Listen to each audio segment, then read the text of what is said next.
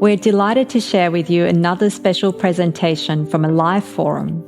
It is part of a series of live talks organised in collaboration between Mind and Soul Matters and Melville Baha'i community to discuss issues around mental health in our society. I will leave the introduction of our presenters to Dr. Dina Ashurian, MC of the forum.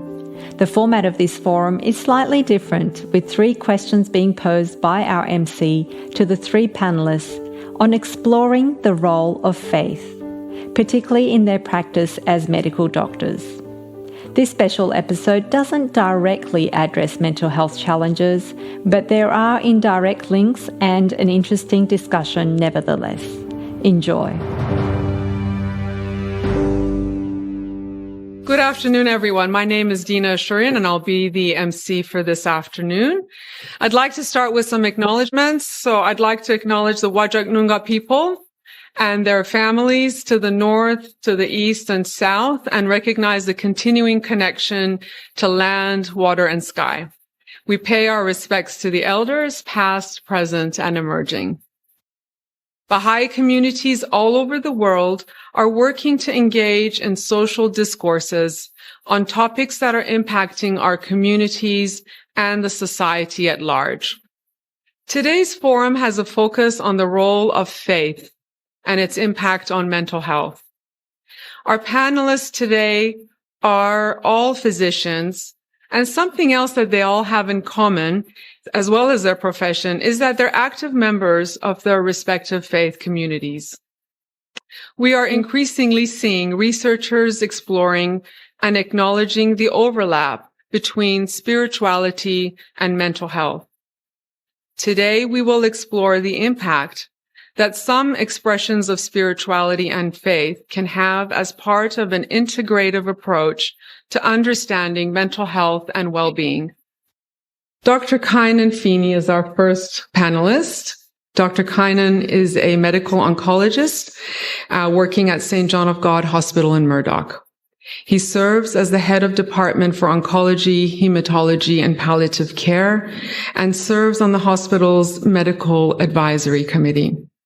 He also holds adjunct professor positions at Notre Dame and Edith Cowan universities, and his research experience spans public health, infectious diseases, and cancer clinical trials. Kynan is also an active member of the Baha'i community, where he has served in a variety of institutional capacities and tutored numerous study groups. He has also recently promoted projects relating to discourses around the issues of mental well-being, spirituality, and health. Our next panelist is Dr. Ashwini. She looks like a flower, so we decided to put her in the middle, the flower in the middle.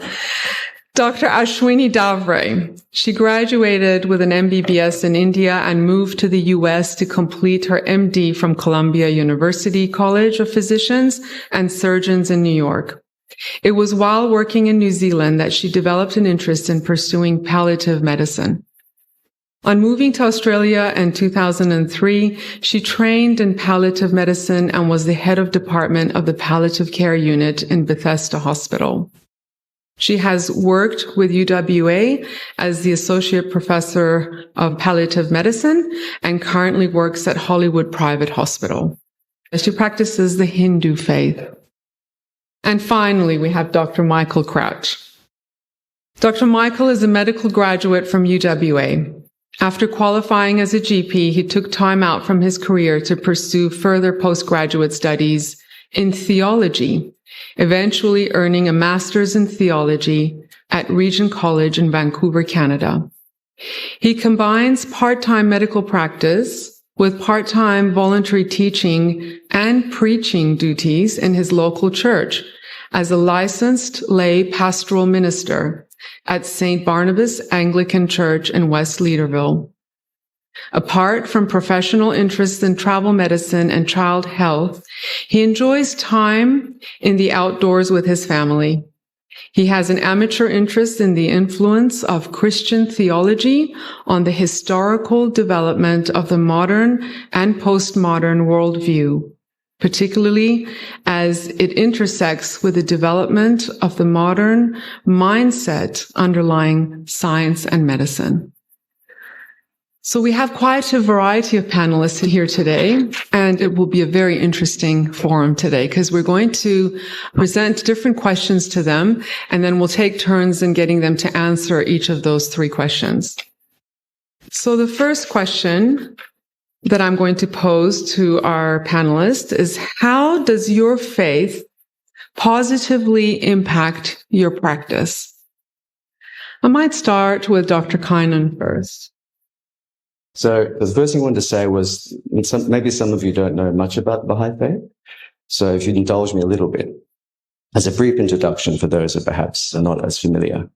So the fundamental tenets of the Baha'i faith, the recognition of the essential and organic oneness of humanity. We recognize that we're all one. The progressive revelation of God's will to humanity through manifestations of God. You may know these people as Krishna, Jesus Christ, Baha'u'llah. Over time, as civilization has evolved, the permanence of the human spirit, which is a really important thing for us in the medical field, and considering work and the spirit of service to others as worship of God. And that's something I'll touch on. So faith is an interesting thing. We talk about faith and healing and health. There is a writing in the Baha'i faith that I meditate on, and it says, "Ye shall be hindered from loving me, and souls shall be perturbed as they make mention of me. For minds cannot grasp me, nor hearts contain me." So I think that is one of the essences of faith, is that there is a certain element in our life that we can't always fully grasp or contain or understand. So we have to have this leap forward of believing or of adhering. For me in medicine, there's multiple aspects to this concept of faith and practice and healing. The one I'd like to focus on really is faith and service. Because in the Baha'i faith, this is a very important aspect of the way that we all act as human beings, not just in medicine. First of all, it orientates our motivations. One of the central figures of the Baha'i faith gave a talk once who was actually talking about this concept of faith. And I found it very intriguing because people were asking him, what does it mean to have faith? What does it mean to be a believer? And he said, all over the world, one hears beautiful sayings extolled and noble precepts admired. All men say they love what is good and hate everything that is evil. Faith is a virtue and treachery is a disgrace to humanity. But these sayings are but words, and we see very few of them carried into the world of action. Therefore strive that your actions day by day may be beautiful prayers. It goes on. I'm just going to stop for a second. The reason that's important is that in the Baha'i faith, work done in the spirit of service is an act of worship. So we are actually worshipping our Creator when we see our Creator and our fellow man. When we are helping each other, when we are serving each other with that level of love for each other, seeing each other oneness, seeing each other through this action, I'm actually worshipping. And that's a very important part, I think, of all of our lives, in our work and in our everyday endeavors. But of course, in medicine, it's incredibly important because we are in a position of great authority and privilege, and our patients are very vulnerable. They rely upon us to be trustworthy. They rely on us to do the right thing by their patients, to make the right decisions, to be competent as well, to make sure that we're up to date, to make sure that we're doing the right thing. So then the talk goes on and says, turn towards God and seek to do that which is right and noble. And then these beautiful examples come out. Enrich the poor, raise the fallen, comfort the sorrowful, bring healing to the sick, reassure the fearful, rescue the oppressed, bring hope to the hopeless, shelter the destitute. This is the work of a true Baha'i. So for me, my faith, I go about my work every day thinking I have to do the best that I can for that human, that person in front of me, because that's what is required of a Baha'i. The second beautiful thing in one of the things in the Baha'i writings, which is amazing because it actually gives the example of a physician, is this concept of freedom from prejudice. Now, this is subtle. I know it's related, but every day around us we see prejudice. It says here that all effort and exertion put forth by man from the fullness of his heart is worship. if it's promoted by the highest motives and the will to do service to humanity. This is worship, to serve mankind and administer the needs of the people. A physician ministering to the sick gently, tenderly, free from prejudice, and believing in the solidarity of the human race, he is giving praise. The solidarity of the human race. So hopefully that's what I try to do. I actually have this quote in my calendar in my iPhone, and it comes up every Wednesday morning as a reminder midway through my week to just reorientate me. Just remember, this is what you're doing every day. So this is one of my regular meditations.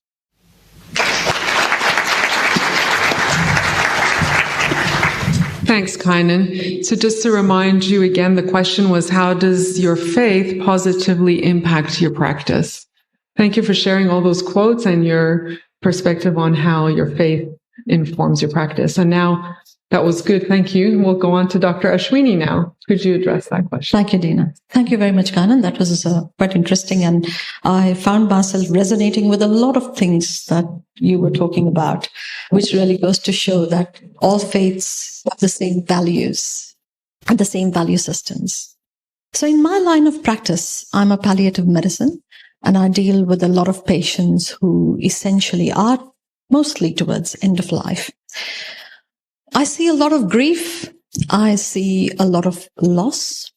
Young mothers leaving their children, children dying in arms of their parents. So it is a very highly emotionally charged specialty. The Hindu philosophy, Hinduism is not a dogmatic religion. It's a way of life. Our sacred holy book is the Gita, the Bhagavad Gita, which is in fact a conversation between Lord Krishna and his disciple Arjun. And in that, Lord Krishna talks about the continuity of life, that death is not an end.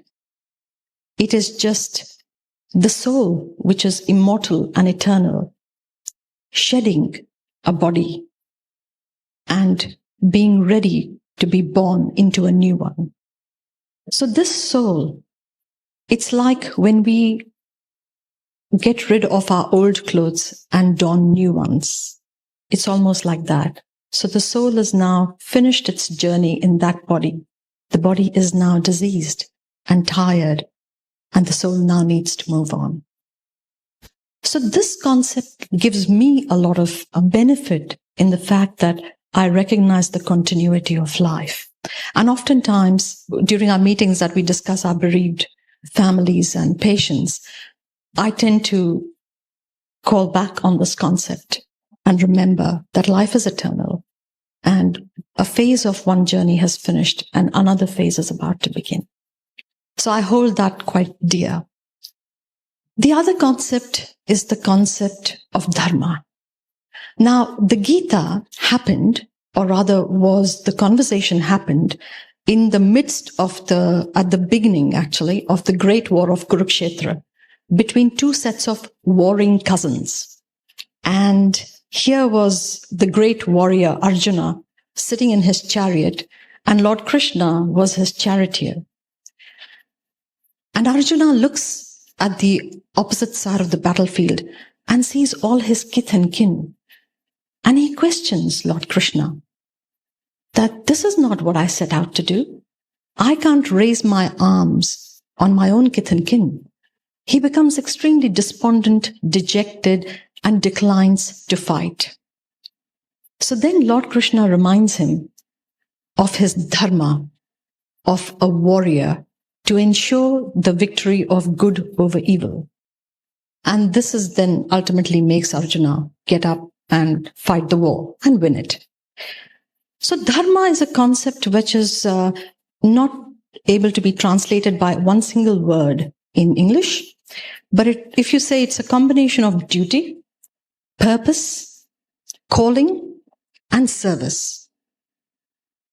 And I find myself very fortunate and grateful to have found my dharma in palliative care. So when I go out and when I am seeing patients, that is almost like worship to me. I'm not a regular follower of going into the temple every day or every week. I believe the temple is in your heart. And as long as you remember that the person in front of you also has that flame of eternity in them and respect that, that is true worship. Thank you.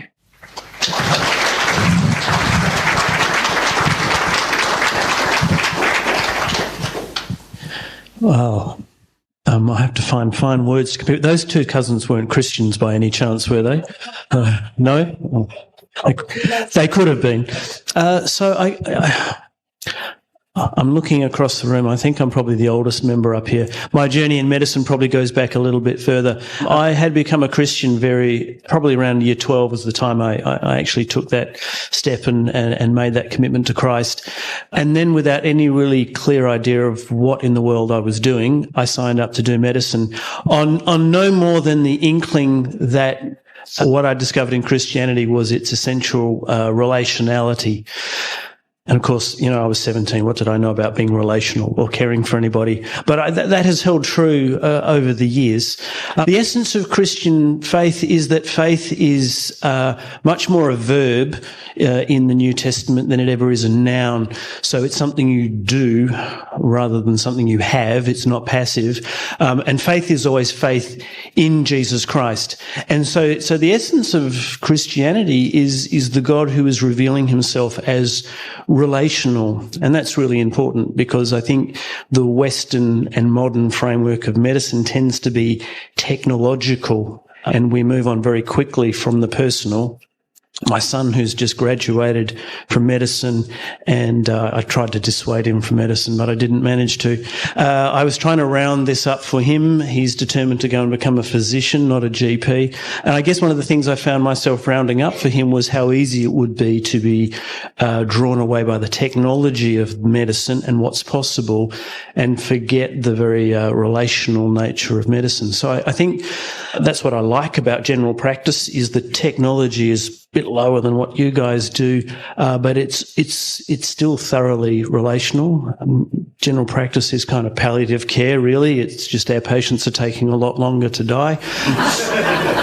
So you're on this journey with people for a long time, and very often there isn't that much you can do for them. You become, for many of your patients, a friend. They come in and out. You get to know their families. I'm now in that great position where some of the little people that used to come and see me are now bringing their little people to see me. That's really special. You become part of the journey. For some of your old lonely patients, you become kind of the highlight of the week, coming in to chat to your GP. It's tempting to let the busyness of the day grab hold of me and, get flustered about all that has to be done. The thing that I'm always struggling with is, this is about the relation of the person in front of me. That's the essence, when the Bible says, for God so loved the world, that's an important verse for Christians because that sets the mission of Jesus as bearing God's love for people at the center of what the cross and the resurrection was about. Christianity is a dogmatic religion, but we kind of, we all round up around that, however much we all start to argue about all the other bits. So, as a Christian GP, I suppose then the thing that gets me out to work every day is the remembrance, as both hinted at here, that the work is about loving your neighbour. So if you were to sum up the ethics of the Christian religion, time and again in the New Testament, the church community is meant to be an expression of God's love by demonstrating that love amongst themselves and for the world. So love for neighbour is the basic thing I have to remember that I'm practicing every day. So that's certainly where my faith as a personal faith comes into play. But in terms of Christian doctrine, that would underpin what we're doing. And historically, I think it would be true to say in those traditions from which we get the modern practice of medicine from the monastic movement, that was what was compelling them forwards. That was their basic mission.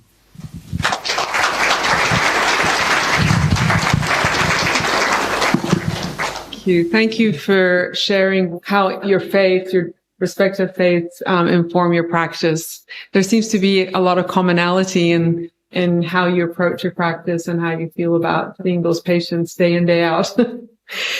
So our next question to the panelists is, how can faith impact a patient's recovery journey? So looking at the other side of practice. And I might ask Dr. Ashwini to start off this time around, if that's okay. In my experience, Dina, what I have found is that when patients have a faith, it is easier to broach the subjects of death and dying with them. It's easier to have the conversations. And however, we are not lucky all the time that people have the faith that we can talk to them about. But one of the things that I have noticed is that when patients have faith, with the faith comes a community which supports the patients and their families. As an example, I had a patient who had migrated to Perth 5 years before his diagnosis from South Africa. So obviously it was a new family, new surroundings, and he had this diagnosis. It was amazing to see this entire church community around this person and the family. So the patient and his wife were in the hospital while the children were being picked up, lunches were being delivered, dinners were being delivered, and the wife could actually spend time with her husband. And that is the amazing thing that comes with faith. But oftentimes, each patient is an individual. And sometimes it is very hard for that individual to process the information about what's happening with them medically and relate it to their faith. And I do find that this area, a lot depends on what the patient, what their own experiences have been. I had a patient who was an atheist, but he believed in general spirituality. And he loved the outdoors. He loved nature. And he said to me that, I know what will happen eventually. I will be back in the nature, back in the soil. And that gave him a lot of comfort. So I feel that more than faith, I think if there is a general spirituality that a patient possesses, it's easier for them to process, understand, and go through that journey. Yes, so because in general practice we're often doing a lot more social medicine or medicine in the context of people's social setting, emotional setting, very often what we're dealing with is the person and the chaos that an illness might bring to their situation, much less so than we're dealing with the medicine of the situation. I find we live in an age where there's a couple of follow-ons from the secular age we live in. One is lack of community, where certainly in the Western world, a generation or two ago in Australia, church would have formed some kind of centre of community for most people. That's gone for most people. And the dilemma of many lives that I meet is that they are simply disconnected. And when you consider how rapidly Perth is growing and growing from not just overseas migrants, but eastern states migrants, many of those people have nobody. And, occasionally I'll ask someone who's in a bit of a desperate state, like, what community you have around? Do you belong to some kind of faith community? And they don't. And I'm always surprised at how few people they have around them. The other aspect of that is the personal sense that in the thoroughly secular scientific world we live in, people don't have a transcendent framework anymore. So they often don't have a way of creating meaning for themselves. There is no meaning to their life other than the moment. And so no way to process suffering, no way to process sickness, no way to process the idea of death. Not that I think those things are easier because you have a faith. They're still difficult, but people end up in a lot of existential despair, I think, because they don't have a way to frame those things and have even a discussion about them.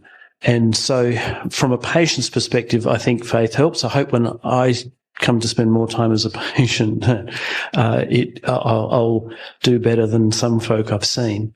But yeah, I think those would be the two big things that I would say about faith from a patient perspective. Yeah.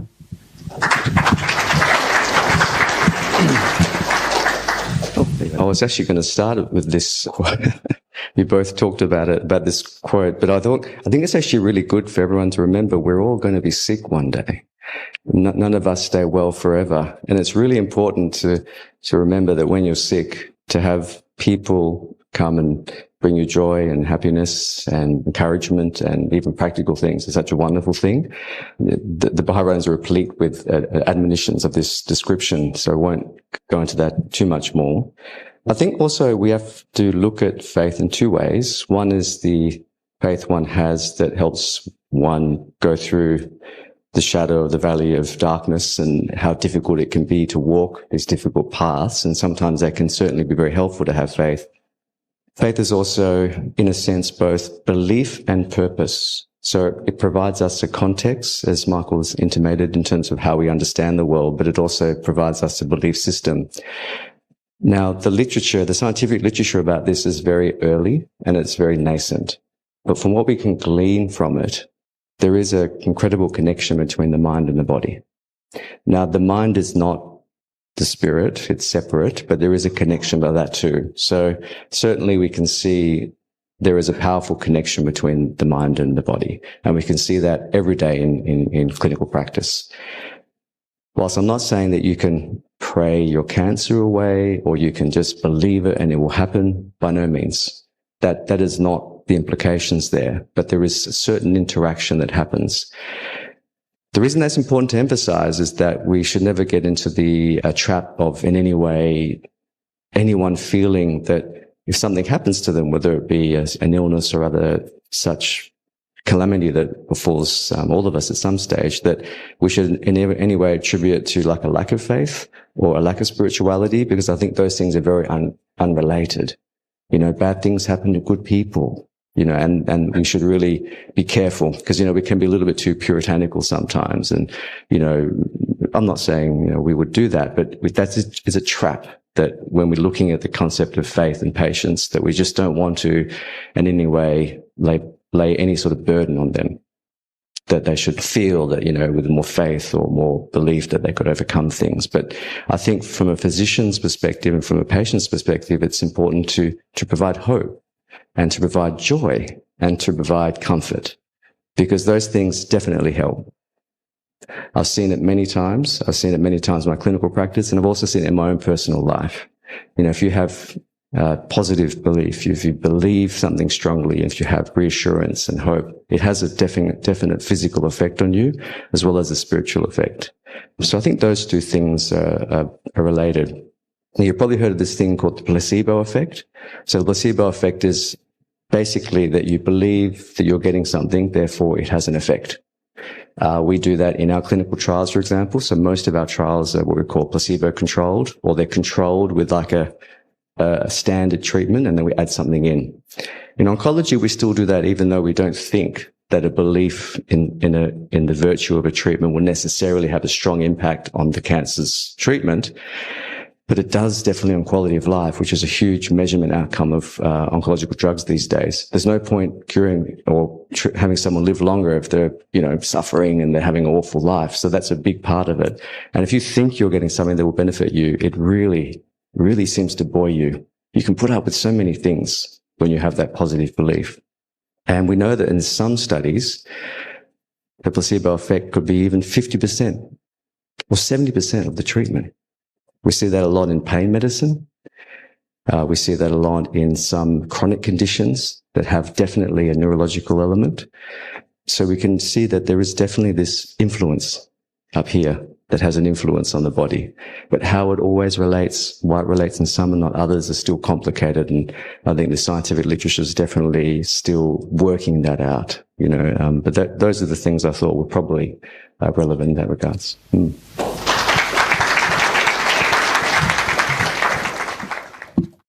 How do you see the interaction between spiritual concepts and material means in the recovery journey?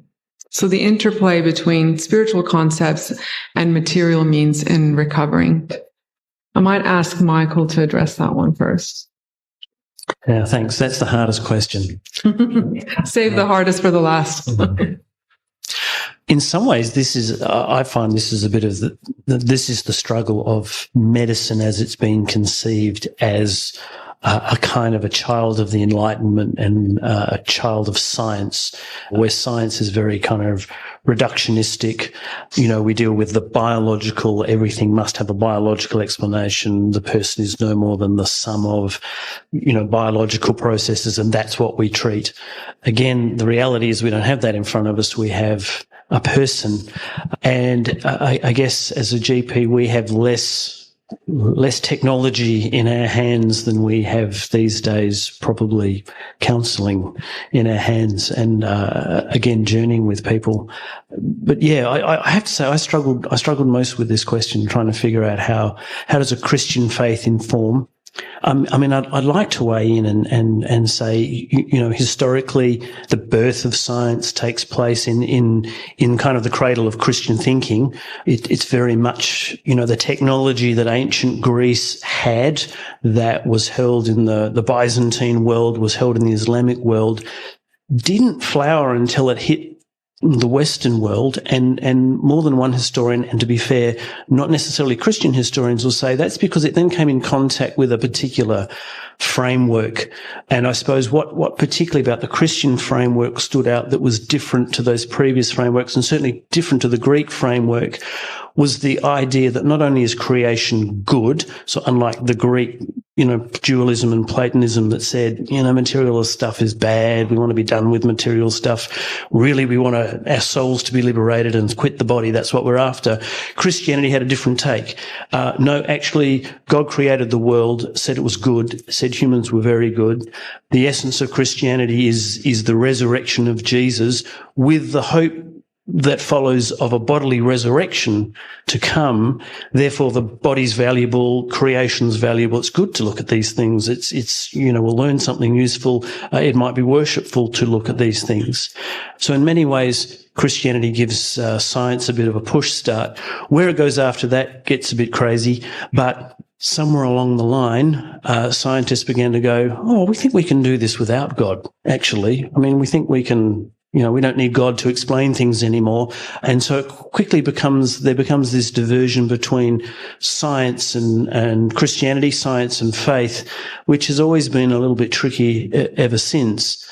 You know, medicine, I think, continues to attract people who certainly have a Christian faith, certainly have other faiths, because they have that sense of meaning and because they want to integrate these things, because generally they've got a sense of what it is to go and care for people. I don't know how well we do sometimes at bringing those two things together, and how much we end up living a bifurcated life where there's medicine over here and we've got all this stuff we do, and then there's faith over here, and I'm not really sure how I'm going to connect those together. So I'm going to be really interested to hear what these guys say.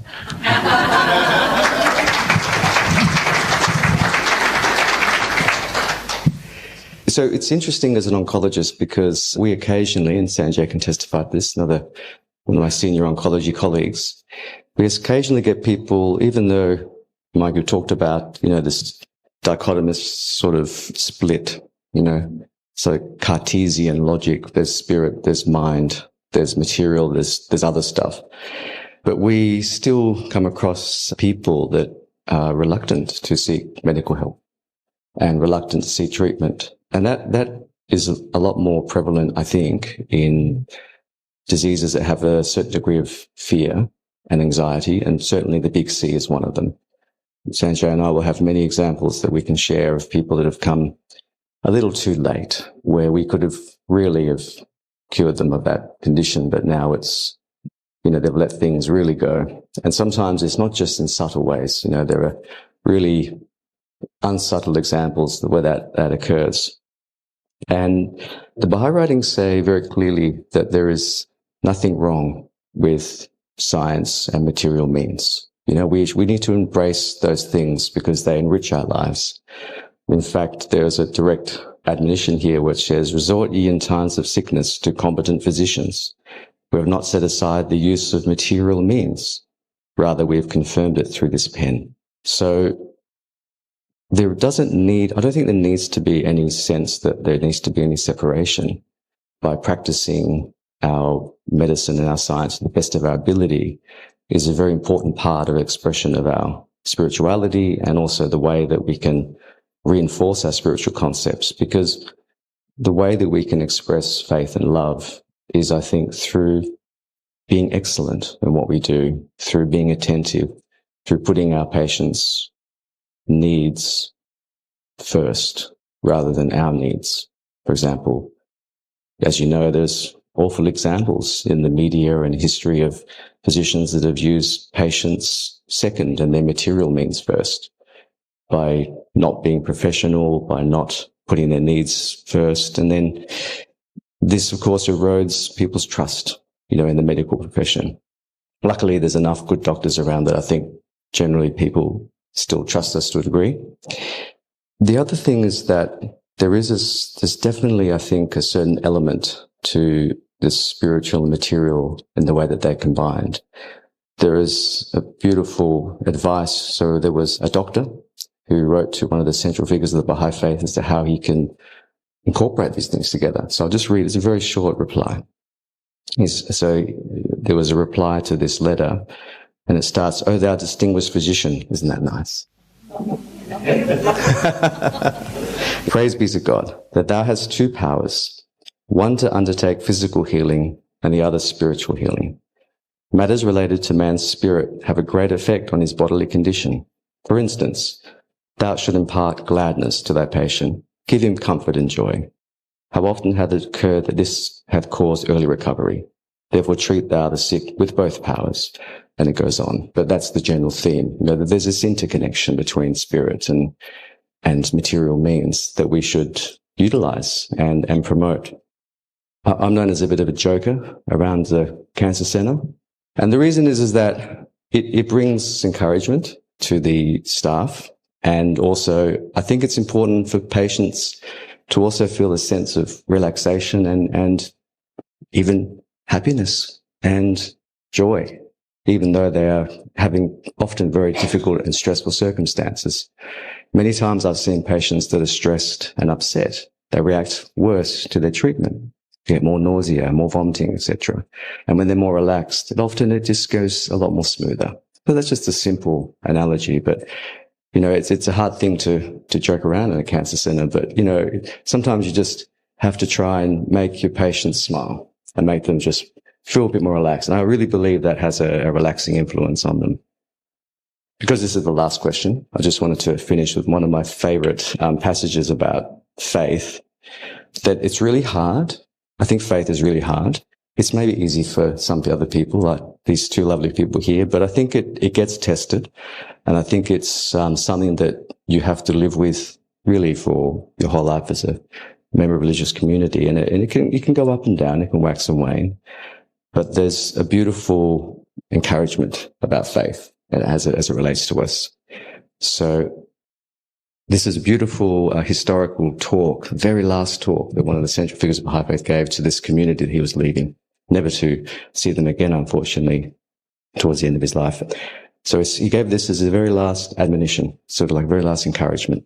He said, "And now I give you a commandment that shall be for a covenant between you and me, that you have faith, that your faith be steadfast as a rock, that no earthly storms can move, that nothing can disturb, that it endure through all things even to the end. As you have faith, so shall your powers and blessings be." This is the balance. This is the balance. This is the balance.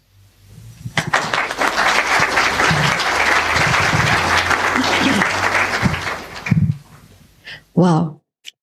Last question, and I have to follow these two lovely people who spoke so eloquently. This question kind of stumped me a little bit. I'm going to start off with possibly a little bit of what Kynan said about jokes. And of course, what Michael said about the fact that science and faith have become disconnected, when in fact, science and faith have the same foundation, which is the interaction of the mind and the body. So as part of my work, when I do consultations across the hospital, I'm asked to engage in difficult conversations with patients, conversations about their goals of care, conversations about whether to switch an implanted defibrillator, etc.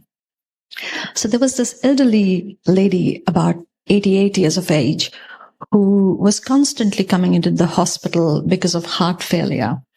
And she had an ICD, an implantable defibrillator, that was obviously keeping her alive. And the cardiologist had interrogated the defibrillator and found that it had fired about 8 times in the past 2 months, which literally means that her heart was not doing well. However, Mrs. Jones was not ready to switch the defibrillator off. So I went and spoke to her. And I was talking to her about what does she feel about where she's at with her illness. And she said to me, "Doc, the good Lord, when he calls me, it will be time for me to go." And I said, "Mrs. Jones, the good Lord called you 8 times in the past 2 months. It was actually we who were keeping you away from him." But mind and body are definitely connected. And in fact, in the Gita, in one of the conversations, Lord Krishna asks Arjuna, "What is the fastest thing in this universe?" Of course, now we have a lot more faster things than chariots and things. So, I mean, even in this day and age, we would say the rocket, we would say, somebody would talk about a fast car. But Lord Krishna said, the fastest is your mind. And that is so true. If you think about it, it is so hard for us to control our mind. We are sitting, listening to a lecture, and suddenly the mind wanders off somewhere. And you have to bring it back. And that's what Hinduism is all about. It's about controlling your mind, centering yourself. When I was little, I would always watch my grandpa getting up, at the crack of dawn. And then he would be in all sorts of different yoga poses. And then, of course, he would meditate. And I would ask him, "Why are you meditating?" He was a lawyer. And he said to me, "I meditate because it is the way to center your mind, to begin your day's proceedings." Very many years down the road, when I started doing palliative medicine and learned more about pain, we learned about the fact how we experience pain. The International Association for Study of Pain defines pain as an experience, which is a bit surprising. I mean, pain is pain, but it's an experience. It is so much more than just the physical pain. It is what is happening around the patient, the psyche of the patient. The patient may be going through a difficult divorce, may be very anxious, which will make the experience of pain that much more. And that is a concept of total pain. So when we deal with patients, of course, in medicine, we are taught to get a good social history, as you would know. But the social history needs to be a bit more in-depth. And it's very hard in the first consultation to really go into the bottom of what is the patient really all about. But by second consultation, you're that, this is what's happening. And we have a team. I'm very fortunate to work with a beautiful team of nurses, doctors, social workers, and chaplains. Our chaplain unfortunately retired towards the end of last year. But I miss her because she was such a valued member of the team.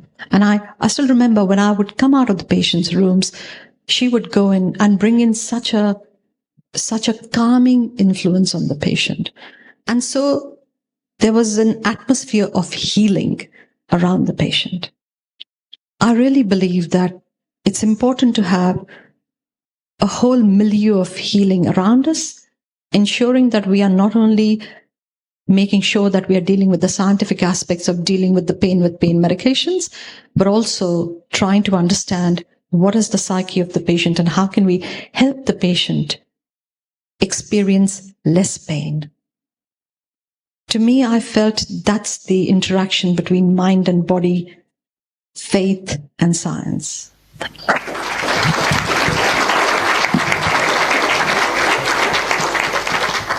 Thank you very much to our 3 panelists who answered that slightly difficult question with so much insight.